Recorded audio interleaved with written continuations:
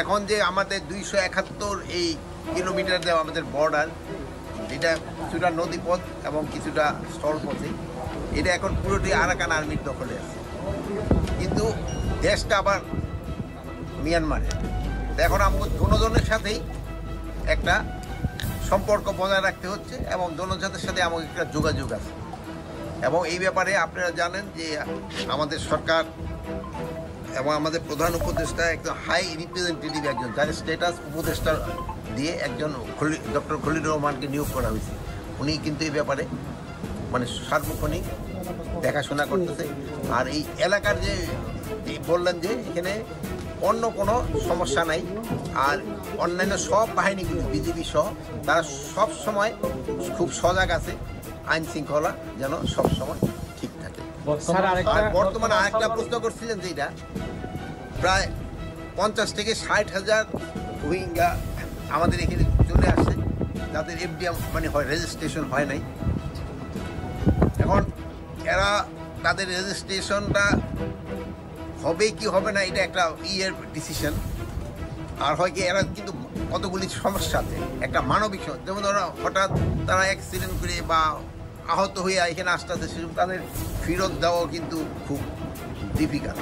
Plus এখানে তাদেরও কিছু নিজস্ব লোকজনও আছে, এটা একটা সমস্যা আছে। বাট এই 50 থেকে 60,000 এই রোহিঙ্গাদের কিন্তু ইনডাইরেক্টলি কিন্তু তারা পাচ্ছে কিন্তু খাওয়ার। এটার ব্যাপারে সরকার ক্যাফেল আছে। এবং স্বাস্থ্যকর অল টাইম ফ্যামিলি কেক, সব সময় অল টাইম হেলদি লাইফ। মানে এই এলাকায় মাদক কিন্তু এই প্রথম না, আপনাদের এই এলাকা মাদকের জন্য কিন্তু বিখ্যাত। এই জন্য মিস্টার বদিও তো এখানে বিখ্যাত, পুরো বাংলাদেশের জন্য কিন্তু নাম আছে আপনাদের।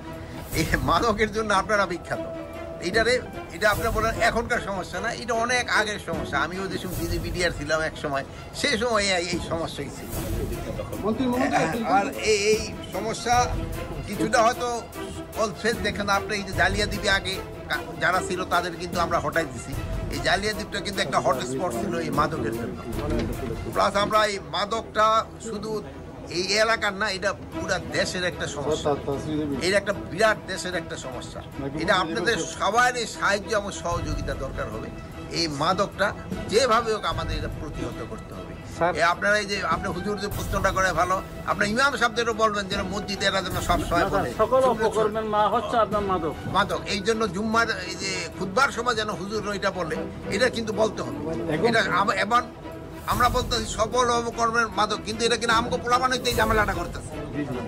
মানে এই জন্য আমরা যদি একটু সচেতন হই তবে কিন্তু আমরা আপনার প্রশ্ন করতেন, তবে কিন্তু আমরা এটা সমস্যাটা সমাধান করতে পারবো। এটা শুধু একটা আইন শৃঙ্খলা বাহিনীর না, এটা আপনাদের সবাই সহযোগিতা দরকার। এই সবাই সহযোগিতা